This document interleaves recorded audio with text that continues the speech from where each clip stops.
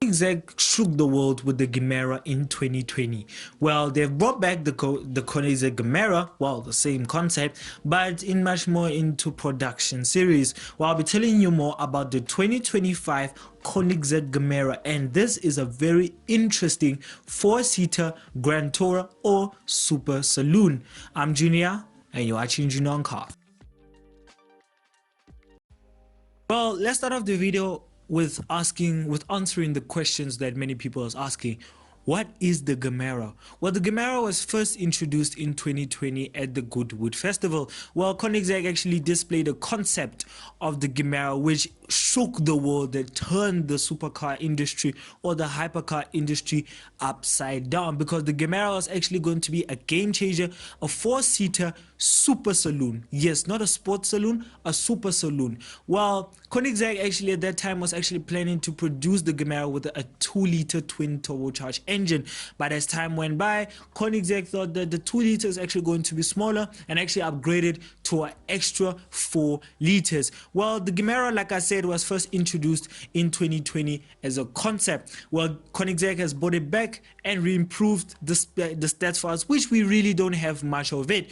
But according to Koenigsegg claims that the acceleration and other performance figures improved, and light and weight saving and other transmissions and everything in the video, which I'll be telling you now, has actually made the Gemera much more better than it was as a concept. Well, let's get into the video, and we start off with the engine of the Gemera. Well, the Gemera, you can actually have two options on the engines, because as we all know, in 2020 we actually had one engine option, which was a 2-liter twin turbocharged engine, but that 2-liter twin turbocharged engine didn't produce around 900 horsepower of 800 horsepower. We're talking about Koenigsegg here, where it actually produces 1677 brake horsepower alone. But I'm actually lying, because alone it actually produces less than that, but it is actually boosted by one electric motor called the dark matter, which it is featured in the Jesko. Yes, if you don't know what the Jesko is, it is on your screen. This was actually the fastest production Koenigsegg to actually break the records currently.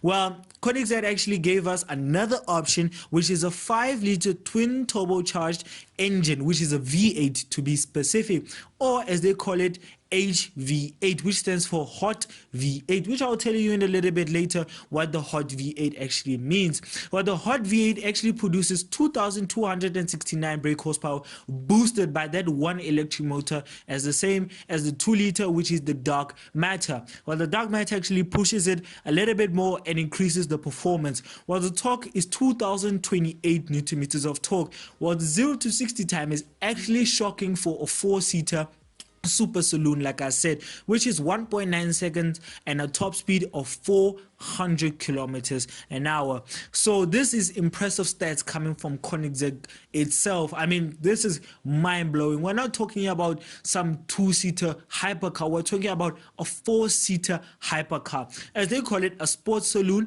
but I prefer calling it a super saloon because it has 1,000 horsepower. Imagine having a 4-seater super saloon. It has 1,677 brake horsepower if you have the 2-liter, but the 5-liter is 2,269 horsepower.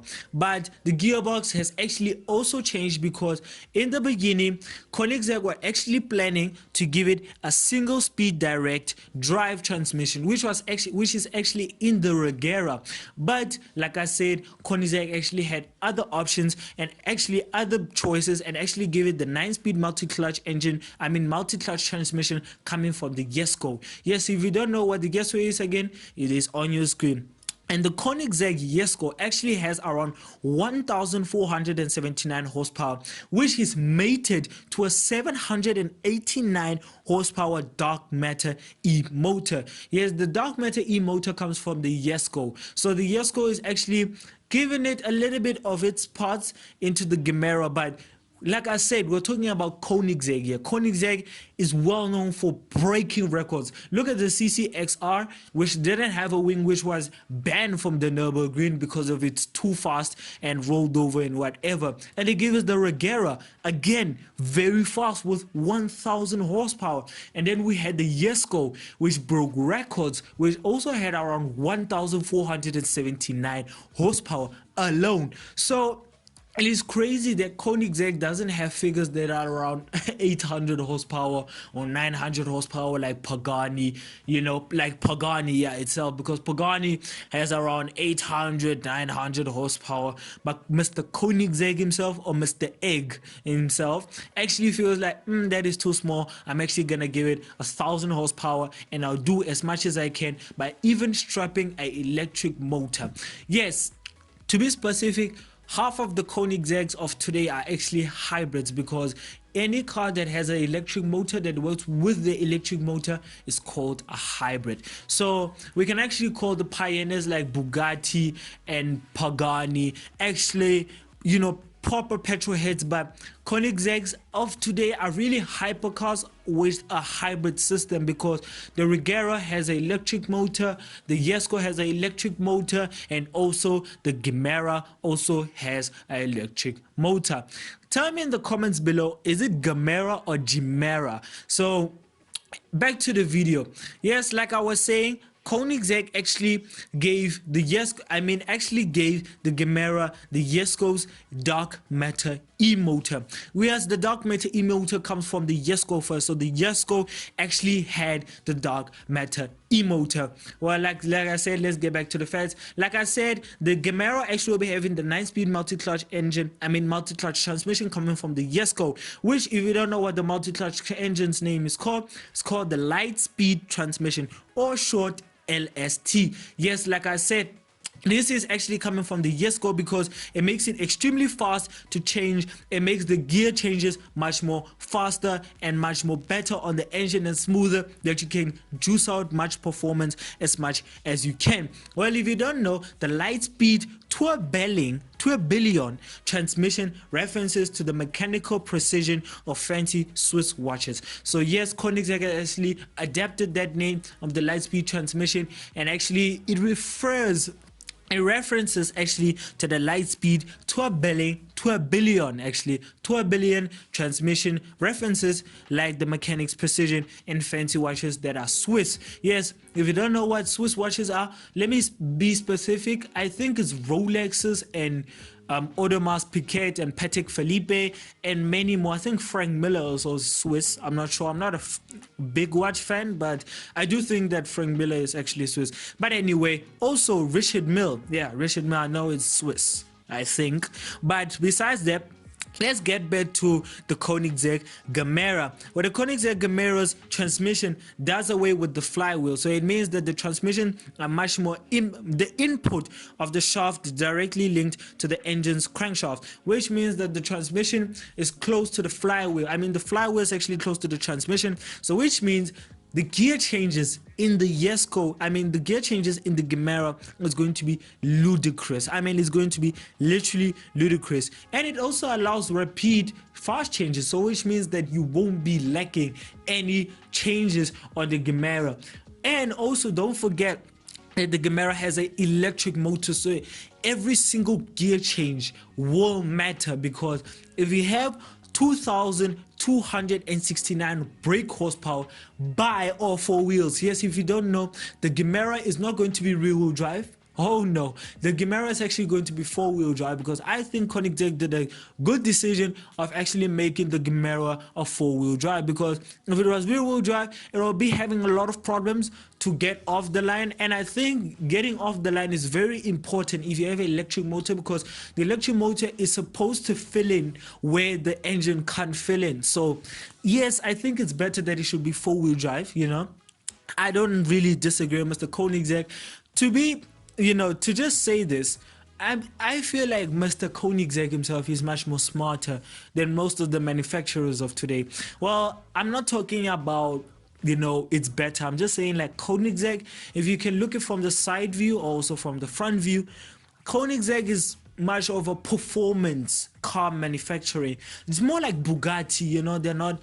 Yes, Bugatti is a little bit classy, but Koenigsegg is not really about class.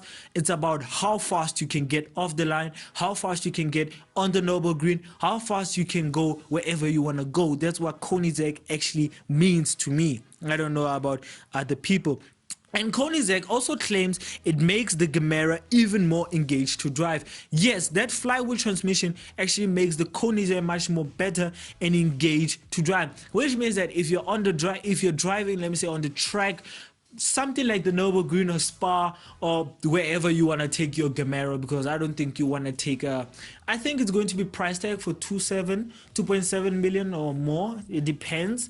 But if you want to bring $1 million hypercar to a track and blister your tires, I really don't think it's a smart idea. But if you're a billionaire, I mean, go for it. Go for Noble Green actually, or actually Spa, or wherever you want to go. Just juice out all the performance of the Gemera. And also, like I said, Koenigsegg actually claims that the Gemera is going to be more engaged to drive. So it means every single wheel, every single turn, every single corner, every single acceleration, braking, shifting, everything will be making you engage to the drive. So it means you are going to be much more engaged to the car, feel the car, not be left out and being controlled by all the technology in the Koenigsegg. Well, like I said, Koenigsegg do claim that the acceleration, also the performance, is much more better than the concept that they actually displayed in 2020. And also they have lost a lot of weight with the Gemera, which I'll be getting to a little bit later, because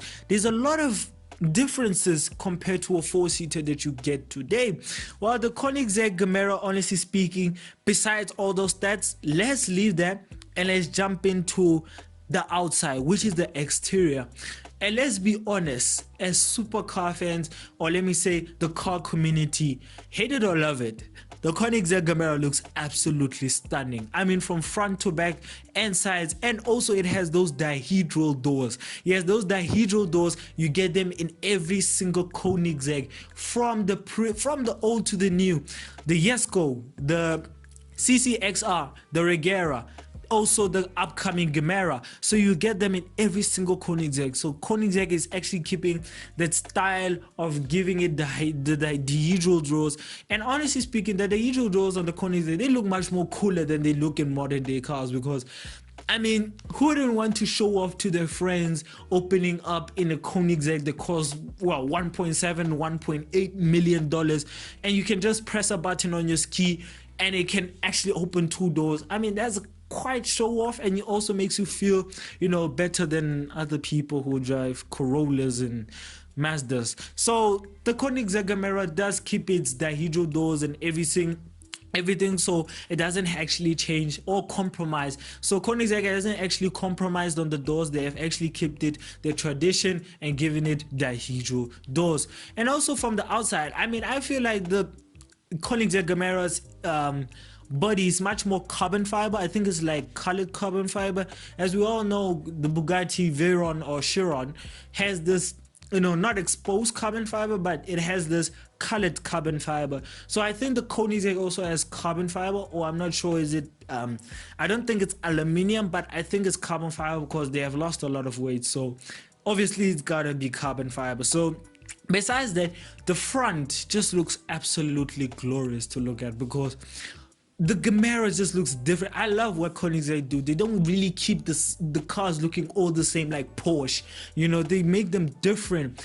The Jesko is different from the Regera. The Regera is different to the Gemera. So they're all different. They're absolutely different. And honestly speaking, I love the front of the Gemera. I mean, that is one, front end that I would love to see in my garage every single morning, or just stare at it literally, especially in the color that they have displayed for us, which is in metallic green, or as I call it, British green. So it looks absolutely great. I think it's British green or light green. You tell me in the comments below what do you think this color is. But besides that, honestly speaking, the front looks nice. And let's go to the back. Yes, the back is actually much more different, because in the Jesko you have that middle mounted exhaust, which is huge and also sounds very, very nice. But the Gemera actually has the exhaust facing upwards. Well, the reason is because the V8 had to be reconfigured from the setup in the Jesko. So which means the Gemera and the Jesko, they're actually much more different on the V8 part, because Koenigsegg actually had to reconfigure the V8 of the Jesko and actually had to face the exhaust upwards to the top center, in simple terms, to the top center of the engine. That's why it's called the hot V8. Yes, I'm coming back to that hot V8, the HV8. Yes, like I said, the HV8 stands for the hot V8. Now you know the reason why they call it the hot V8, because the exhaust is mounted on top. I think the exhaust is close to the engine, so that's why the exhaust is facing upwards, more like the McLaren 65LT, if I'm not mistaken. Yes, I think it's the 65LT that also has the exhaust is facing upwards, and it actually shoots flames. And also reminds me of the Porsche 918, because the Porsche 918 also has the same exhaust is facing upwards.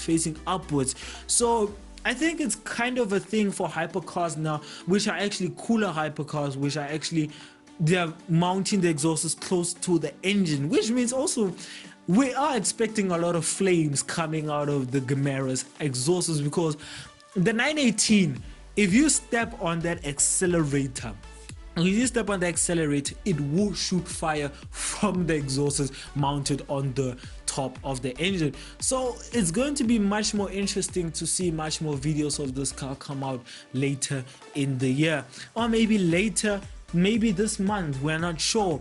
We'll just see when Koenigsegg decides to give us much more better figures. Well, let's leave the outside. Oh yeah, before we leave the outside, I mean, let's just adore the beauty of the exterior of the Gemera, because my god, that is absolutely beautiful to look at. But let's leave that and let's jump into the inside, which is the interior. There's the interior of the Gemera is actually much more, well, different to what other Koenigsegg's that you see. Well, most Koenigsegg's are actually two-seaters. Well, Koenigsegg themselves actually thought, not this time, we're not gonna have a two-seater hypercar. Well, this time we're actually gonna have a Grand Tourer, or I would call it a Super Tourer, because I mean it has 2,269 brake horsepower and 2,028 Newton meters of torque. I wouldn't really call it a Grand Tourer, I would call it a Super Tourer, more like the DB12. I mean, it has a lot of power, but this is like extra super, like super times 2, you know. So the inside of the Gemera is actually, I wouldn't call it luxurious, because I mean Koenigsegg is known for fast. I mean, they're not really into the interior game thing like Mercedes and BMW. Well, Koenigsegg has actually kept it simple and given it bucket seats, or racing seats. I would call it racing seats, not like technically racing seats, but they look a little bit similar to racing seats, and also bucket seats. But I do assure you that I do think that they are very comfortable, because it looks like Alcantara, but I do assure you, because those seats actually remind me more of the Mission X seats, and also the Venom F5, well, the Hennessy Venom F5. So they really do remind me a little bit of those cars, and honestly speaking, it's not bad. I'm not gonna say that it's horrible, because we don't know the right quality yet, and we don't know much stats about the Koenigsegg Gemera, but all we can tell is that, I mean, the inside is just simple. It's just, I think it's soundproof also, that sound isolated, so I don't really think there's going to be road noise or tire noise or whatever noise. So I also do think that the quality, they also do give it quality speakers like Bang and Olsen, or maybe some other speakers. But honestly speaking, the interior is quite simple, honestly speaking, but it's a 4-seater. That is what shook the world from Koenigsegg. It is a 4-seater super saloon. No, not like sports saloon like the BMW M5 CS. I'm talking about, it's different. It's literally different from other, you know, cars of today. You know, Koenigsegg has just shook the world. They shook the world in 2020, and they're still shaking the world until now, and until 2025 when this car is on the road. So honestly speaking, the interior is not much to say, because it's just simple and luxurious, and also it does look more like Koenigsegg. I mean, yeah, it has Koenigsegg on the steering wheel, the Koenigsegg logo on the steering wheel, and I do think you do get Koenigsegg lighting when you open the doors, the dihedral doors, or maybe from the stepway there where you get into the car. And also you do get luxurious features. I'm sure you do get luxurious features in the Koenigsegg, because I don't know, I don't have a Koenigsegg, but I do think that you do get lots of luxurious features in the Koenigsegg. But overall, honestly speaking, I do have much to say about the Koenigsegg Gemera, but one thing's for sure, the Koenigsegg Gemera is one of the best looking Koenigsegg right now. Yes, I know Koenigsegg revealed the other Koenigsegg, the look, the, you know, well, I don't know what to call it. I think it's like a more revamped car, you know, it's like a revamped CCXR. But yes, it does look classy, that one, but the Gemera is just absolutely crazy. It's bonkers. Even the facts and the stats itself is just absolutely bonkers. This is why Koenigsegg is Koenigsegg. And also, Koenigsegg actually has just opened a new facility at its headquarters in Ängelholm, so which is in Sweden, if you don't know where Ängelholm is, which is in Sweden, and the development of the Gemera will take place at that headquarters. So yes, the development of the Gemera will be actually at that facility. So otherwise, the Gemera is just shaking, it's just absolutely crazy to look at and admire. And also, I can't wait for people to actually start doing reviews of it, or me doing reviews of it someday, maybe, hopefully. But in the near future, I would love to test this Gemera. And unfortunately, as we all know, the Gemera is going to be a limited production. So yes, it's already sold out by 2025. So yeah, it's already sad that many people might actually get their hands on the Koenigsegg Gemera. As we all know, most Koenigsegg are limited editions. Koenigsegg doesn't have, you know, unlimited productions like Bugattis, you know. Koenigsegg is more like Pagani. They're like Pagani, you know. When they take out a car, it's like precision and class and mechanical engineering and all of those interesting stuff. So that's why they are the best in their class. But overall, the Koenigsegg Gemera is the best super saloon and the best super tourer in the world. So yeah. If you enjoyed the video, if you did, please give it a like, comment, subscribe. And if you want to watch more videos on mine, click onto the main channel and go watch more videos on mine. And I really would appreciate if people hit the like, comment, subscribe video, or mostly the subscribe video, that I can get more content and also do more reviews later in the year. And I really would appreciate that subscribe button. So if you want to know more about our channel, or keep up with our channel, or follow our channel, I suggest that you go and follow our Instagram page, which is Gino on Cars, and more car content coming soon. So bye.